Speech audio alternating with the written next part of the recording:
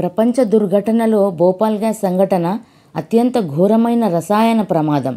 ఇది ఎన్నో పాఠాలు నేర్పింది.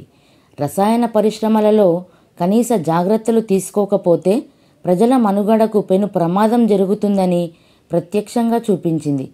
అసువులు బాసిన ప్రజల దీన పరిస్థితిపై యూనివర్సల్ న్యూస్ ప్రత్యేక కథనం. భోపాల్ గ్యాస్ ప్రమాదం. భోపాల్ గ్యాస్ ట్రాజడీ ప్రపంచ చరిత్రలో అత్యంత ఘోరమైన రసాయన ప్రమాదాల్లో ఒకటి.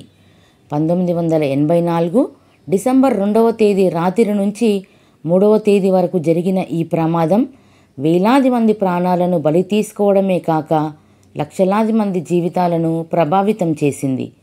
భోపాల్లోని Union Carbide India Limited UCIL అనే పరిశ్రమలో విషపూరితమైన మిథైల్ ఐసోసైనేట్ MIC అనే రసాయనాన్ని పురుగుల మందులో తయారీలో ఉపయోగించేవారు. ఈ plant union carbide corporation UCC అమెరికాకు చెందిన కంపెనీకి అనుబంధ సంస్థ. ఈ ఫ్యాక్టరీ నిర్వహణలో అనేక లోపాలు ఉండేవి.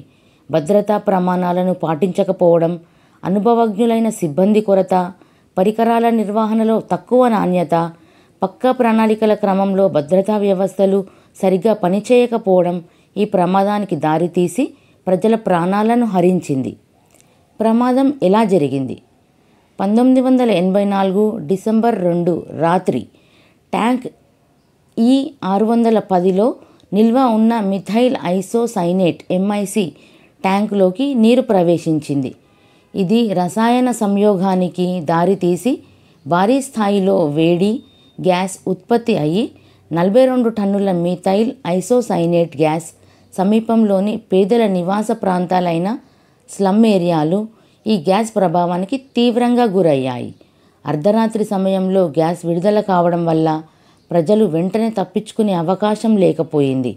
దీనివల్ల ప్రభావం 3000 మందికి పైగా మరణాలు కొన్ని గంటల వ్యవధిలోనే జరిగాయి.